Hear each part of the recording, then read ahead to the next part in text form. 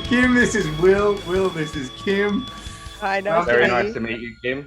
Yeah, and welcome to our Roll or Die podcast, brother. It's good to have you on the show. And Kim said to me leading up to the show, "So does Will do BJJ?" And I was like, "I don't know. Has he ever done BJJ?" So I think that's where we're going to start. Have you ever done BJJ before? Why would you start there, Anton? Why would you start? I am Melbourne's longest reigning white belt.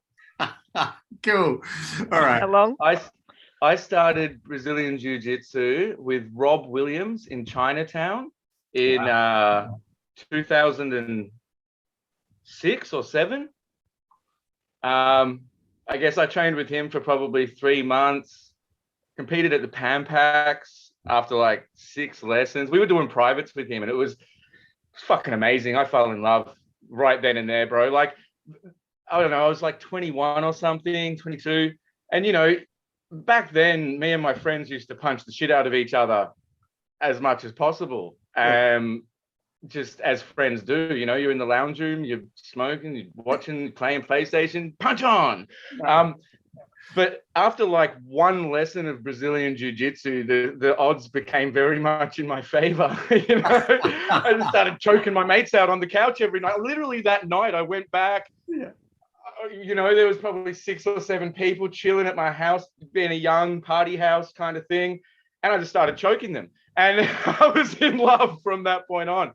But that's just like the UFC. That's exactly what happened in the UFC, right? It was like they thought, you know, all the striking arts would win, but nobody knew how to handle the BJJ side of things. Exactly. It was a mystery. It's just like I have a cheat code. Yeah. But then, you know, my life was pretty chaotic through my 20s, whether it be business or other crazy shit that young people do. And so I kind of like wandered in and out of martial arts. I always used martial arts to sort of bring myself back from negative places. So I trained at Kimikai with Ed Bevlock for a while, on and off. Ended up at Adrenaline MMA, Chris Brown, for a few years. Then went over to Trav Grubb at ProFit for a few years. So wow. Yeah, but look, everywhere I went, I was never there for a block long enough or consistently enough to just be there when grading happened. The couple times I was unlucky enough to actually be at the gradings, I always got given a stripe. And I think I might have like 6 stripes on my white belt now. But like, now that I've got a son, I've sort of thought about it this last, you know, he's nearly 4, and I've been thinking about it for a couple of years, and I've taken 3 or 4 years off. The last 3 or 4 years, I just didn't have time or energy to train, but not much anyway. And I sort of thought to myself, I really need to, you know, when he's in high school, I should be at least a brown belt, you know? When he's in year 7 and he's talking to his mates, Dad should be a brown belt. You know, I've got some goals in my mind. I've spent 15, 20 years watching people take martial arts seriously across every martial art, across every fucking continent, and me just floundering and prancing about, going in and out of it. I think it's time I took the study seriously and, you know, progressed like everyone else. So you're amazing. That is the perfect answer to have you ever done BJJ? Holy shit. No, brother. Woo! Yeah, I've done it everywhere. Not much. Awesome. That's So awesome. changing tacks, you mentioned that you've got a son, and I mean, I guess the reason Anton started with the jiu-jitsu question, because it is a jiu-jitsu podcast, but we also want to know people behind as well. So I guess, how would you say that's changed you being a dad, like now having your son? Shit. He wasn't ready for these questions, Anton. I love it. It changed my perspective on everything. I discovered what unconditional love is. Never had that. So Cameron Quinn, I don't know if you know who that is, but he's a martial arts master from, I think he's up in Queensland. His house is basically a dojo. Yeah. Cameron Quinn. Quintessential training. Yeah.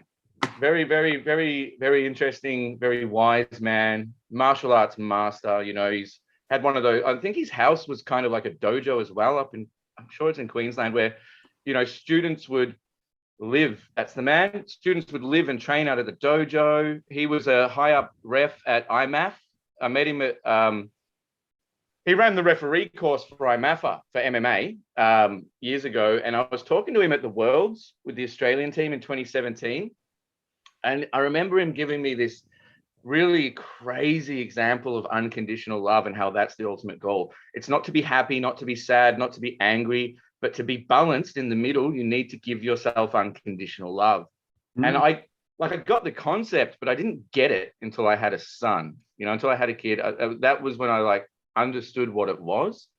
So that once you get that and that grows in you, that's I think that's the biggest change that happens with parenting. They show you, and Ed Bevlock, when he was pregnant, when the little boy was coming, he's like, well, kids are the truth. They're the truth. And I'm like, what the fuck does that mean, Ed? It's like, kids are the truth. He was right. I got that as well. That was, they are the truth. Life is bullshit. Adults are full of shit. We are, every day that passes, we get more distant from the truth, know, because the world corrupts. You get your mask, you get your insecurities, you get your ego, you get your bullshit, all of that. And I guess the journey is to work your way back to the truth. That's the story arc for all humans on a life journey. But yeah, man, it's incredible. I have him half the time, just a little reveal. So I have him a lot for a dad, and I love it. Absolutely love it. It's great. That's great, man. And look, we've only got half an hour to 40 minutes with you, so there's so many things I'd love to talk about. One of them is the AFC, because that's like you and I have been following each other on Facebook for quite a while, and one of the things you shared was how much you were a massive Kit Dale fan, and that was pretty funny when we started talking about that. But the way that I know about you, you've talked a lot about the AFC, the Australian Fighting Championships back in the day. You had big involvement with that, right? What's the story with you and the AFC? AFC was a funny one. That was my first lesson, I guess. I was young, very young, and extremely young. So when you picture me at 25, bro, or 24 when I started that, that's like 16 for most people. I was raised in a cult.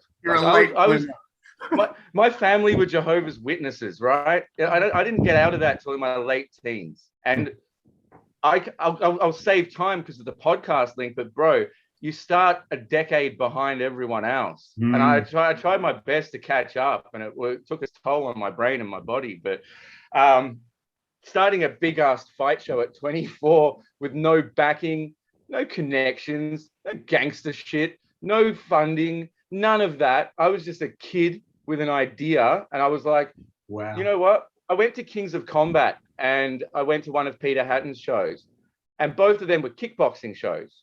And later on the card, they put 2 or 3 MMA fights. And what I noticed was the crowd fucking loved the MMA way more than they loved the main events and the actual kickboxing and the boxing. And I thought, Cully Seif had, he had a show up in Sydney. He was doing an all MMA show up in Sydney. I can't even remember what it was called. But I don't know, that was as much as I knew of the layout. And, I'd done BJJ with Rob Williams for a little bit. And I think by then I'd wandered into Kimikai, and I was like, and I'd been watching UFC since I was like 18 and got the DVDs given to me. And I loved it. It was the only sport I watched.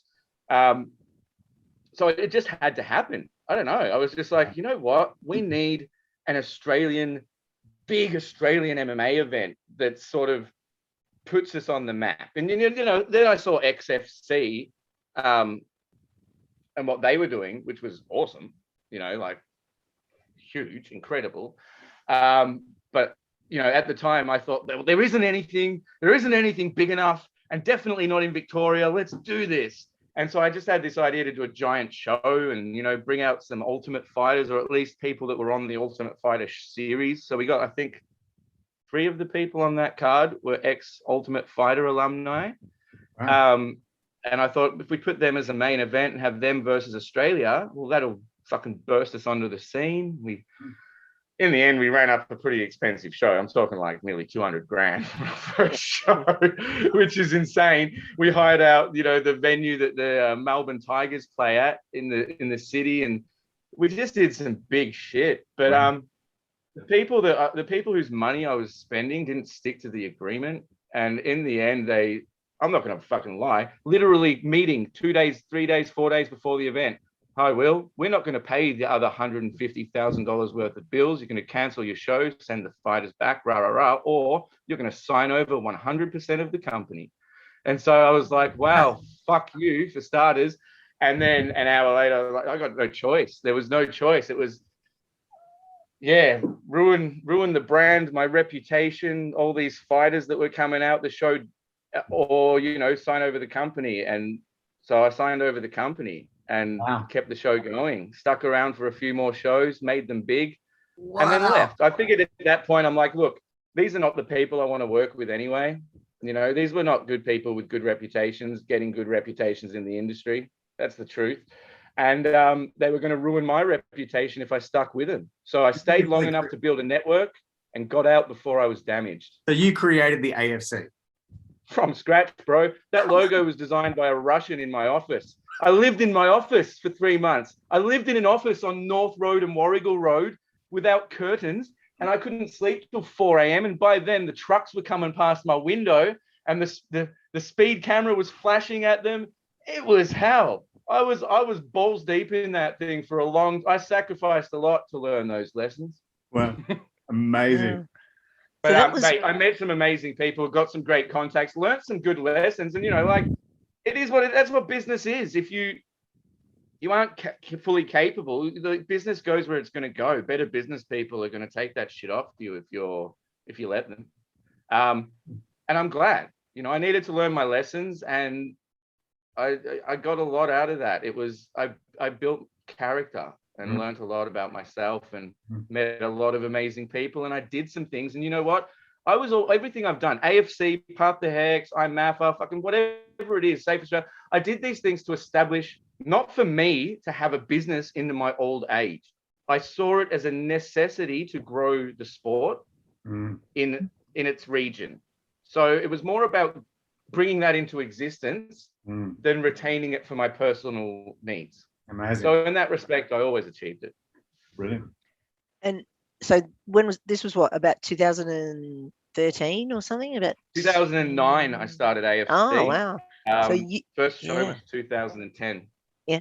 So you've seen a real shift then in MMA in Australia since that time. How do you see it changing? Like what's happened on the scene? Participation in shows.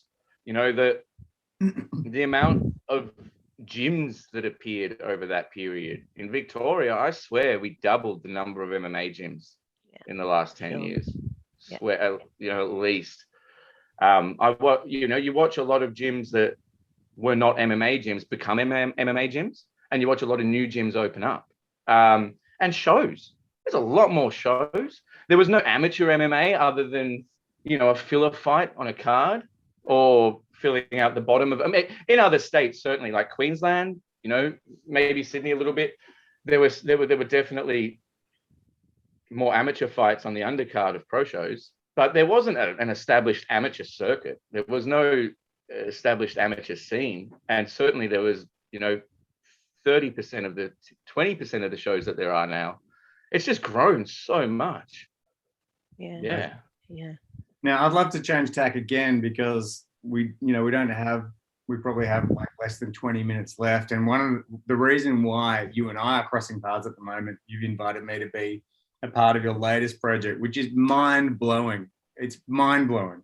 You've like literally created a cryptocurrency, a smart contract called FightCoin. And this thing is like, you've made this up. Like, it did not exist. There was nothing like it. And you've gotten me involved in the technology side of my team, which I'm very grateful for, because it's something I'm passionate about. But the way that I see it is your life leading up to, like, everything has led to this point. As you've suggested, like, everything was for you to get your lessons. And now you have amazing contacts across the globe. And I've seen you, I've watched you, just like, you have this energy that is virtually limitless. You're putting like 18, 20 hour, 30 hour, I don't know how many days. You're putting 24-hour days in, basically sleeping wherever you can, just like you did with the AFC. And I'd love you to kind of talk about what FightCoin is, what its vision is, because I think it's just the craziest thing ever. It's so cool. Hey, can I interrupt before we start? Like for people that may not know, like myself, what is a cryptocurrency? Like, can you start with that? Like, because assume you're talking to people who don't know anything at all. Yeah, because I give it a mix in our audience. Shit. Okay, so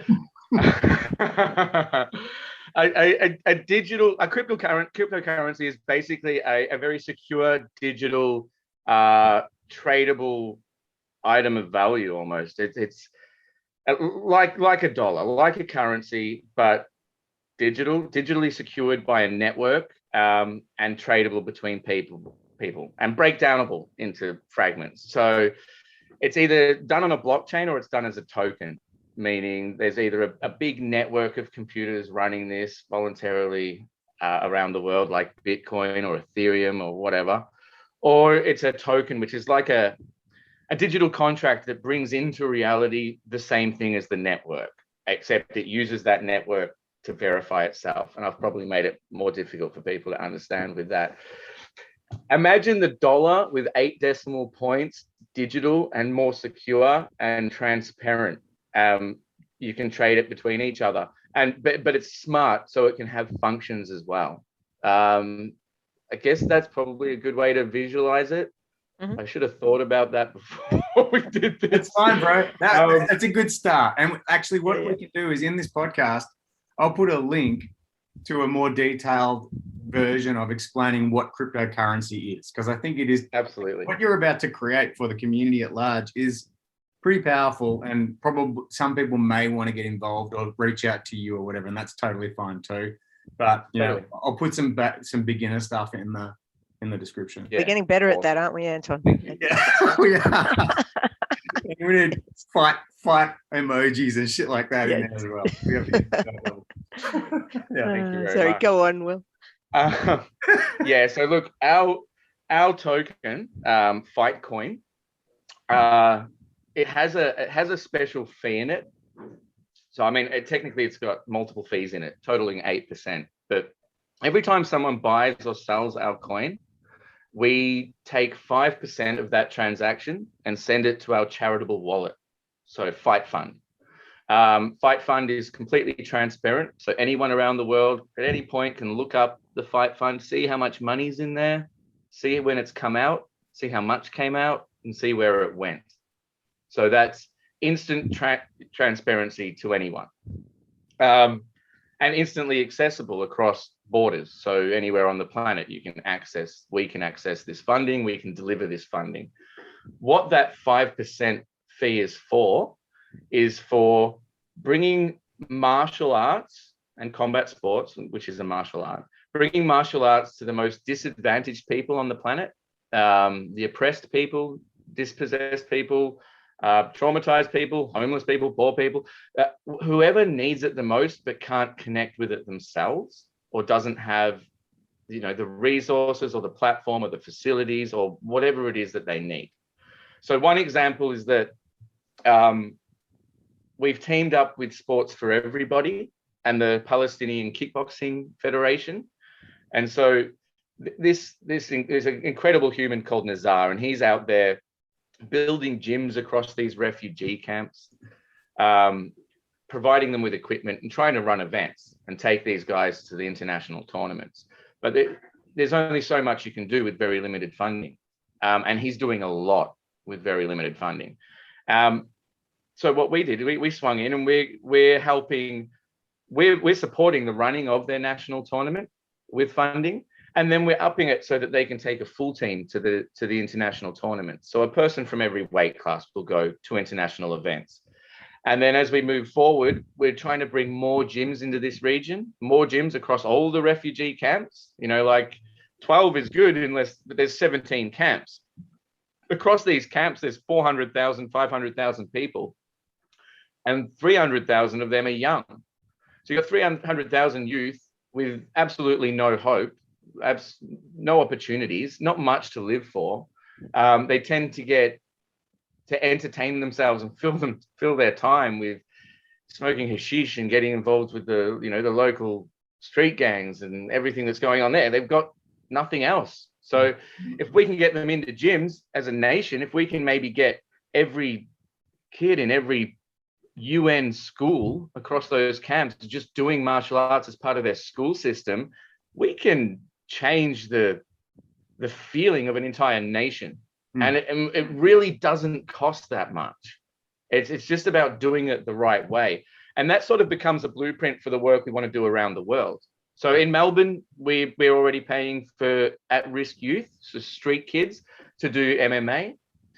We've teamed up with Waco, Oceania, to help the most disadvantaged competitors actually get to their tournaments, which is a huge pain point. What I learned working with IMAF and IMAFA is a lot of the people who can qualify to go to international events can't afford to get there. And some are really extreme on that scale. If they've somehow managed to train, there's just no hope they can pay $1,000, $2,000 to go to an international tournament. So it's our job to make that happen. We want to bring martial arts to the people that don't have it on an international scale.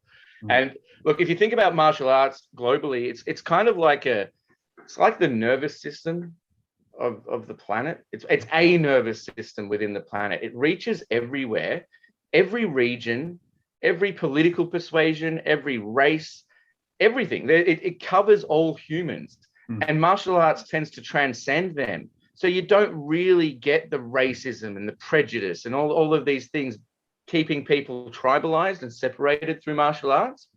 So the network's already there. Crypto provides funding instantly on a large scale. So that's there. And by bringing them together, man, we can very relatively easily change the world for millions of people.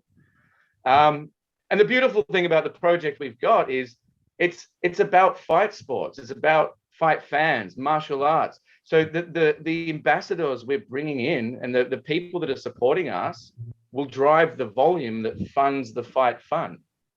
So it's martial arts supporting itself through crypto.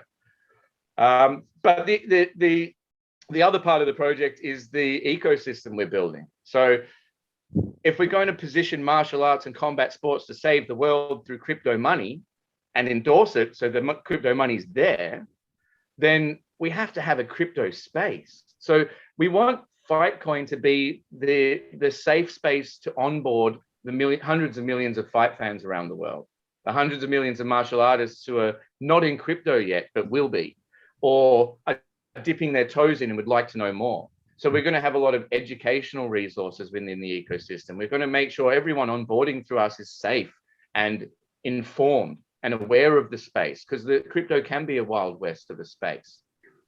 But beyond that, our ecosystem includes a game studio, which is growing to be a fully fledged game studio. So we produce fight games, esports ready, low latency fight games. We're using NFTs for characters and items. So they're on the blockchain essentially, which is a new wave in video games, gaming. We are doing sports betting, probably.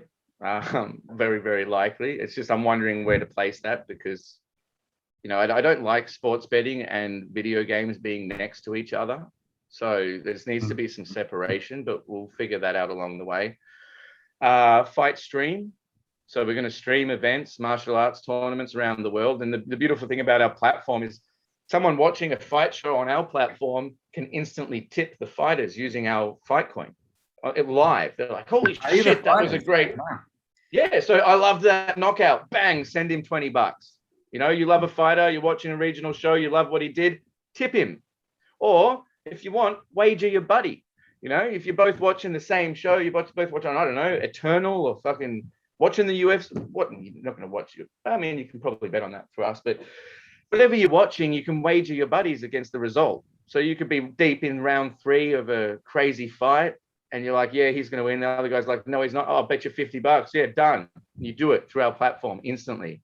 There's a lot going on, as well as decentralized finance, which is more of a crypto thing to do with staking, farming, swapping of currencies, so people can come through our platform and swap one crypto for another. And there's a Fight DAO, which is a decentralized autonomous organization. This is a way that anyone that holds a FightCoin token or more can have voting rights on a lot of the work we do. So they might suggest through our platform some charitable work that we can do in a region of the planet, or they might vote on where our funding goes. If we've got a real big month and we've only got $100,000 worth of funding left that month, and we're trying to decide between Cameroon and Venezuela because both have crazy programs and it's just for the month of November, we can put that to our DAO and the community can vote on where it goes.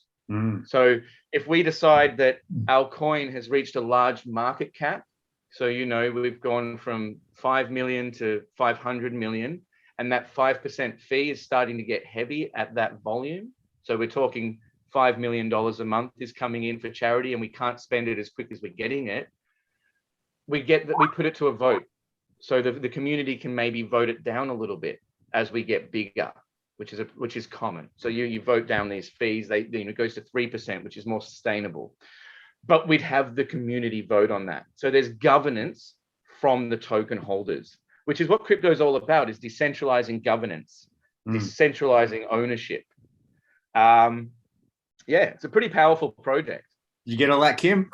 So just taking a step back, I'm not sure if I missed it, but how do you link the people up? Like, do organizations need to be registered to be part of this program?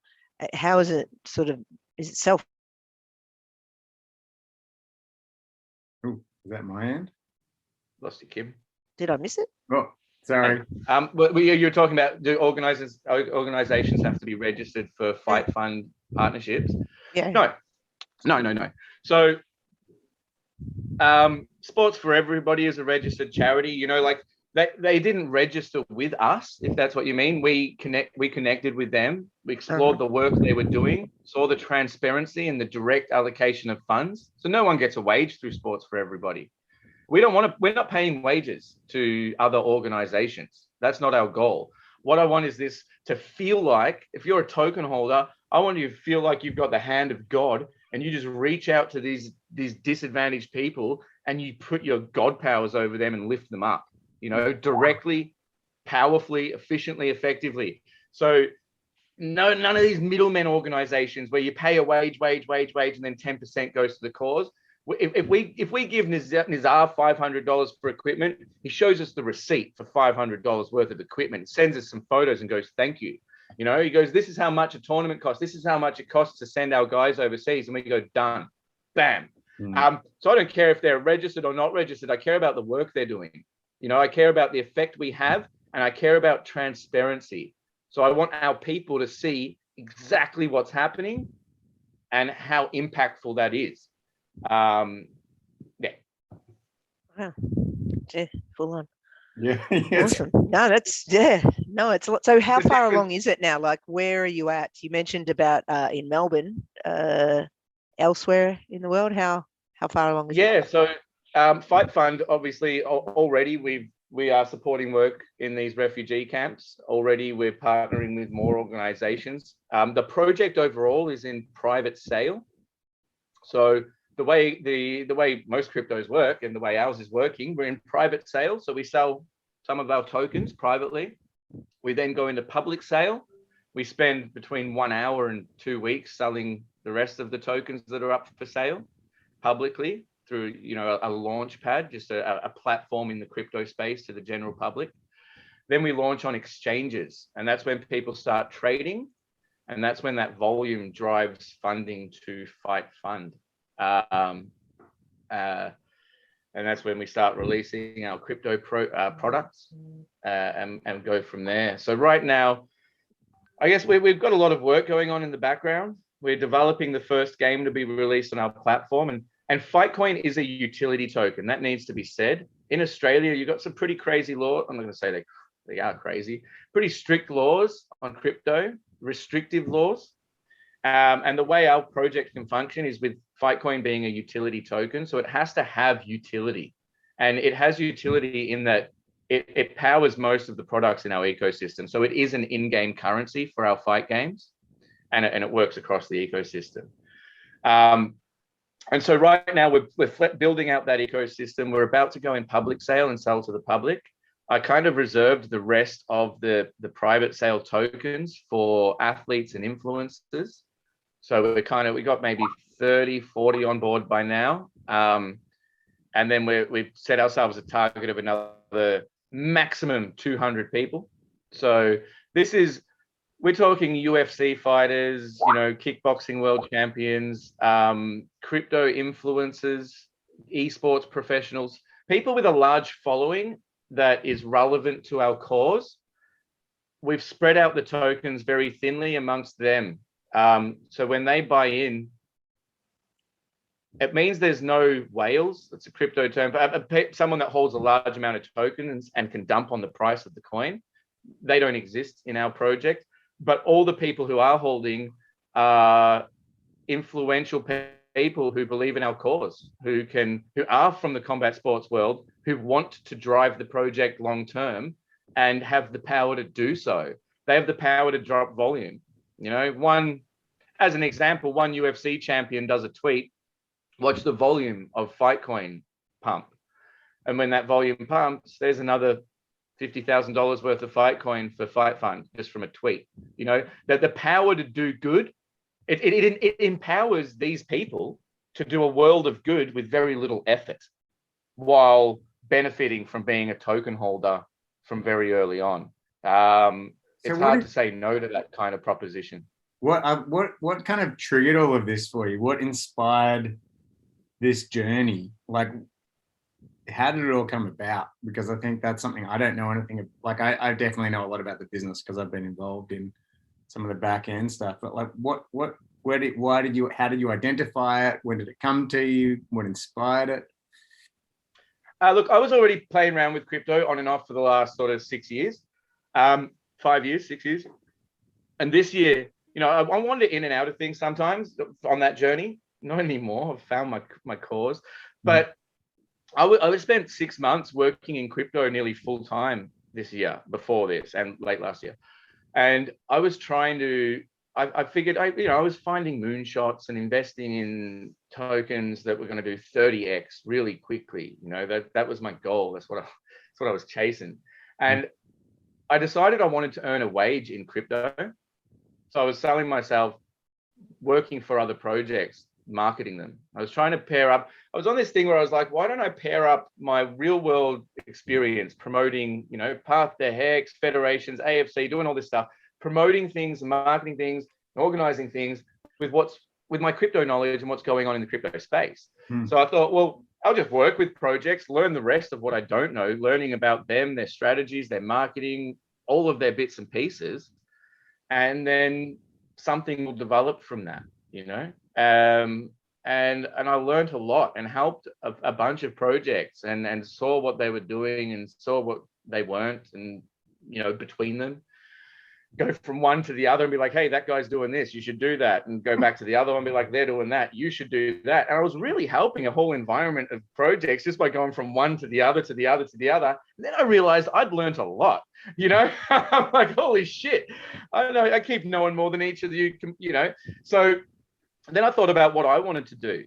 And really, as I looked back at my last 15 years and what's mattered to me, it's always been promoting and lifting up martial arts and combat sports, growing that. I want to contribute to growing that sphere. I think martial arts is destined to save the world. It's, martial arts is the antidote to abuse. It's the opposite. We invented it so we could control the use of force as a species.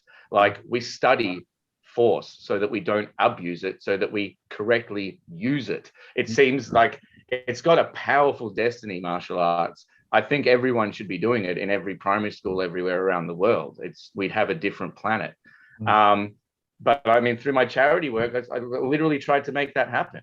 I was trying to pair martial arts with survivors of abuse to heal them, try and pair it up educationally to stop people abusing each other. And you know, oppression is abuse. Refugee camps are because of abuse. Let's face it. Like, we're abusing each other from every country, everyone. It happens on a huge scale. We shouldn't be doing it, but we are. And harm, you know, like, even without abuse, kids are growing up in a harmful environment, in difficult, very treacherous environments. And if you can get martial arts to them, you're going to give them an opportunity to save their lives. Look how many great fighters have come from terrible backgrounds, and how much it's saved their life. You know, look at Mark Hunt and what he's been through, what he went through as a kid.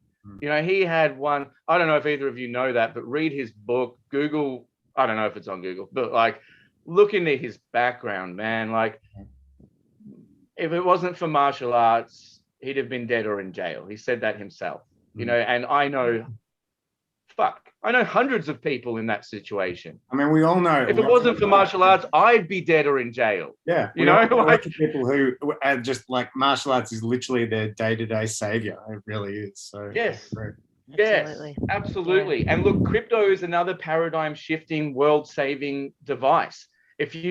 Crypto and combat sports vibe better with each other than most people realize. Philosophically, there's a lot of crossover. Culturally, there's a lot of crossover. And I think it's something, look, it's all I've done for my adult life. All the good stuff I've done has been martial arts or charity, and then crypto, you know, in regards to, I don't know, whatever your job, your work, you're building shit. It just made sense. Yeah. Just like the FightFund, it just makes sense. Just the way it all comes together. The best things just make sense. Yeah. You know? Yeah. So. Well, you mentioned influencers and people with a lot of followers. I'm not sure that this podcast fits that category, but we will try to make sure that it does, and we will get this out there. We will promote this. If you could do the same for our podcast, potentially, that would be great. So Thank you so much for your time. You're doing amazing work, and great to meet you, and look forward to meeting you in person and seeing how this project unfolds. Absolutely. Thank you so much for having me, Kim. It's amazing. You're welcome. Yeah, you rock, Will. You rock. You too, Anton. All right. See you later, everybody. Okay. See you later. Bye. Thank Bye. you.